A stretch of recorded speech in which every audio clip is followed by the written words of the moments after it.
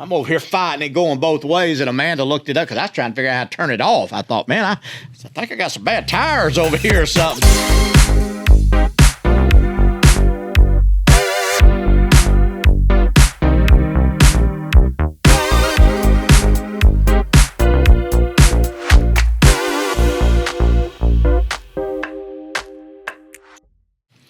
All right, what's up, everybody? Back with my buddy Jason Moses, Two Ball Tires podcast, and I think I'm into the way we do it here because I'm a car fanatic anyway, as Jason knows. I grab a vehicle from Jason. I drive it for a week or so. When we first started, I kept the Rogue, I think, about 5,000 miles. 2 days? Yeah, right at it. Yeah, it's for as much as I travel, but I think I've had 5 vehicles in the last 5 weeks. Rogue being the first. I had 2 Rogues when I came here.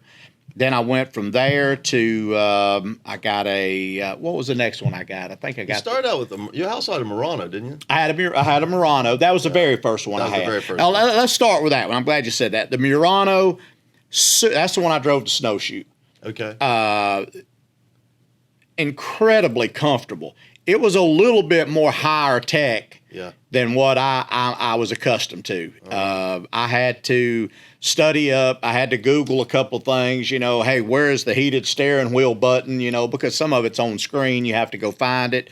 But as far as comfortable ride, and it couldn't have been more comfortable. I had to really get used. That was the first car I've driven that had that lane assist. Mm-hmm. And I'm going to tell you, that lane assist is great, but you have to pay attention because, it won't let you go over into another. You have to fight it, which is a good thing. There's a reason. Signal on. Yeah, we turn. Yeah, well, I didn't know that. So I'm over here fighting it going both ways, and Amanda looked it up because I was trying to figure out how to turn it off. I thought, man, I think I got some bad tires over here or something. But once I figured it out and learned to navigate it, and I like I think you can set it on, how fast you're going. If you got it on cruise control, another car in front of you, it automatically slows you down. Adaptive cruise. Yeah, adaptive cruise. Yeah, it doesn't let you run into anything. Really enjoyed that thing. It was a great drive. And for a bigger guy, super comfortable to get in and out of. I'm all about the comfort at this point. I'm not so much concerned with the sports cars. I can't get in a Panamera anymore. I can roll in it and roll out of it. But when I left that one, that's when I got the Rogues. And those things are just quick. I felt really comfortable, a little bit smaller than the Nissan, but I felt really comfortable in it. We took it to a couple of shows Amanda and I did down in McMinnville, Tennessee. Great gas mileage. The ride wasn't quite as smooth, only because I think, is it the Rocky Ridge or Rocky something? It had the bigger tires on it a little bit, so it wasn't as conducive on in the highway. But come a snowstorm, them things will go anywhere. You climb a pine tree in a Rogue. So I really enjoyed that one. I didn't hit any pine trees, by the way. Good. Then that's when I think the next one I got, Nick, that's when I got the Jeep Cherokee, I think. That's a big boy car there. That was the first Cherokee I've ever been in. First one I've ever driven. And it wasn't as high tech, and I didn't have as much trouble navigating it. It was super comfortable. And now, then I went from that to the Buick Invista. I think it's the Invista. Mm-hmm. I think that's what he said. I wasn't as much of a fan of the Invista, not just because of the car, but because I'm a bigger dude trying to get in a car. My daughter lost her mind over it. I mean, she won't drive to Columbus. I said, ain't happening. I'm just letting you know. Call Jason and see what he says and get back with me. But she had a fit over it. And I would imagine she told her mom that if she gets her nursing, her degree today, she's taking her test today, that she wants to, if she passes it, she wants to come down and drive the Invista. So I may sell you a car today. We'll see. I hope so. That was one of the sharpest cars. When Nick and I walked out to see it, it looks like it felt like being in a spaceship.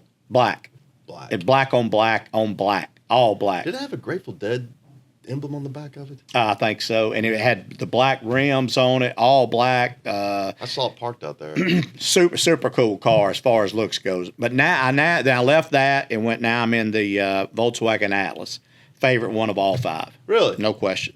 No question. Comfortable. Yep. It was Jeremiah had to help me navigate because it's got all these LED lights in it, and a girl must have owned it when she traded in because they were all pink. Every Most Volkswagens are owned by girls. Oh, thanks. No, well, now I'm picking a Volkswagen as my favorite. Shut up, that ain't true. But Jeremiah got on the screen. We were going to the Fairland game the other day, and he got it. Now it's on Fairland green, so I'm good. It's just super comfortable, easy to navigate. When I drive it to Ashland, it's like kind of floating on air. But I've never been in a Volkswagen Atlas. I don't know what the demand is. I know we got one out there. I think got it listed at $39,000. 19,000 miles. That's a good deal, and it's super comfortable. Now, when you got something like that, is that, you wouldn't know off the top of your head probably, is still warranty left on that with that low miles? I would think so. Yeah, I don't.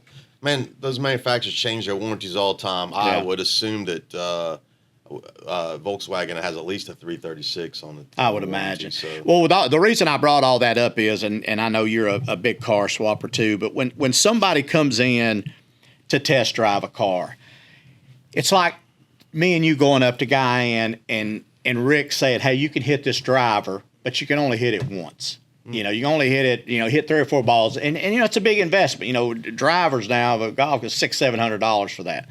So when you come down to buy a car, what do you recommend the test drive? Because it's hard to drive down to the China Walk and turn around and drive back, park and go, hey, I'm in.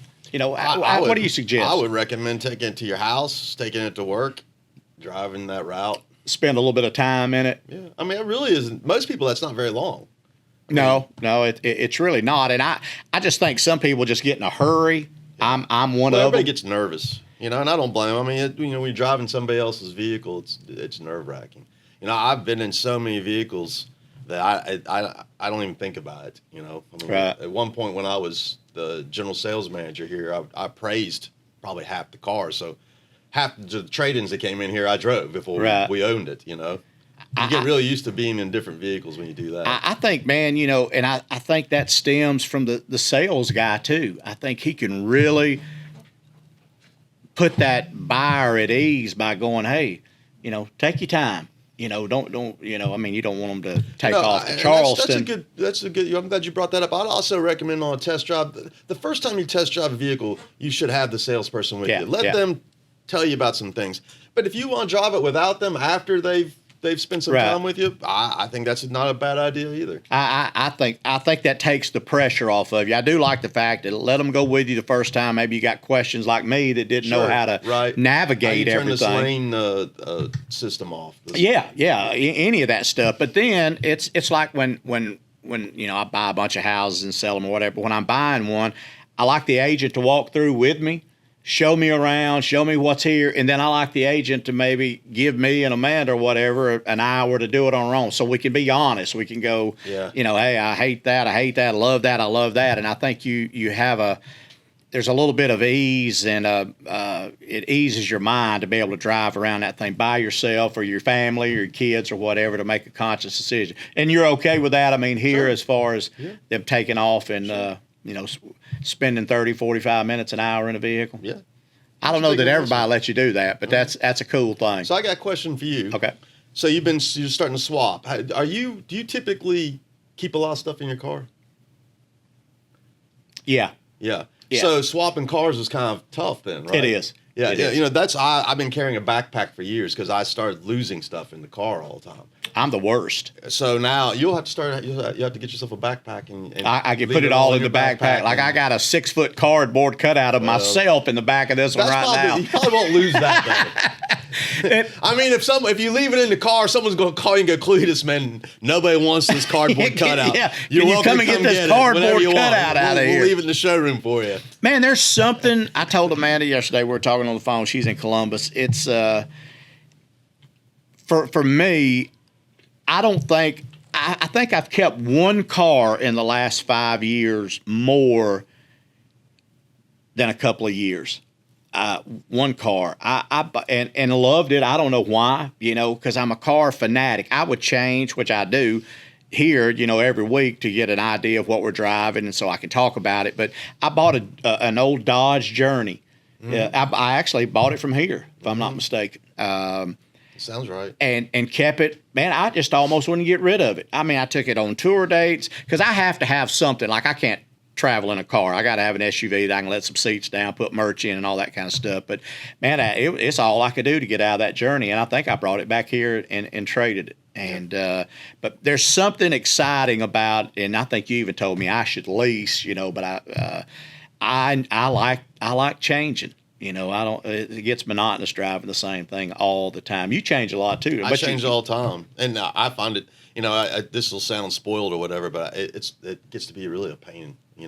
Yeah. I mean, one of the best things that can happen to me is when they sell a car out from under me, because the last thing you want is one of these demos sitting around and not selling. But right. So when they sell it out from under me, that's actually really good for business, but it's not always the most convenient time. It's exciting to get it. Like, do you still get excited Jason, about your car? I do. I mean, I get excited about selling the car. I don't get excited about swapping cars. Yeah. So just every once in a while, we get something in that I get excited about. The electric Escalade, I was excited about driving that. And I've taken, I took a CT5 Blackwing V8 with a manual transmission and snowshoe one summer. How long did it take you to get there? 5 minutes? In the normal 4-hour time period or something whatever. like that. He's lying through his teeth. My gosh, that car was amazing. It was so probably didn't last long either. No, it didn't. Yeah. My son wanted me to keep that car. I think the coolest car I've seen on this lot to date, and I'm down here all the time in the last couple of years, was the white Cadillac that sit down by Dylan's office. That's a Blackwing. Oh, really? Same car. It had the big 24s on it, and I think they were maybe 26s. No. Wait a minute. What, you talking about an Escalade or? I don't know. I don't know if it was an SUV. No, I don't think it was an Escalade. Was it a sedan or an SUV? It was an SUV, a big one. It was the Escalade. Oh, I think it was the massive. electric Escalade. Yeah. And it was electric. It was an electric vehicle too. Yeah. That was probably the coolest. I'd been Those nervous wreck to drive amazing. it. I can't imagine. It's the nicest vehicle I've ever drove in my life. Is it really? It is. I can imagine. That thing looked heavy, so I'm imagining it's going to super heavy road. It turns on a dime. It's got 4-wheel steering. It turns on a dime. You can put 4 people and 4 golf clubs, 4 sets of golf clubs, and go any place you want, and 0 to 60 in some ridiculous amount. Yeah, that's awesome.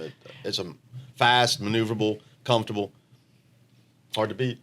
I think what you should take out of this specific episode of all this that we're carrying on about is what I take from it. The best part of it is being able to come down and drive a car, and take your time doing it, because it's a big investment. It's a second biggest investment most people make. House being, I'd imagine, first, and right. then a car. And so don't you got the AOK from the boss man over here to take your time a little bit. Not saying take it for a couple of weeks, but if you need to drive it for an hour or two, just to make sure you make the right decision, because you're stuck with it for a while once you sign that paper. And I know that the people here, Jason, of course, and all the salespeople would much rather you be happy. So when the time comes, you felt like you were treated right. They loved you right through the process, and you'll come back and buy another one the next time. So come on down, drive one. I'm not test driving with you. I'll let the boss do that. All right, we'll see y'all. Hang with us.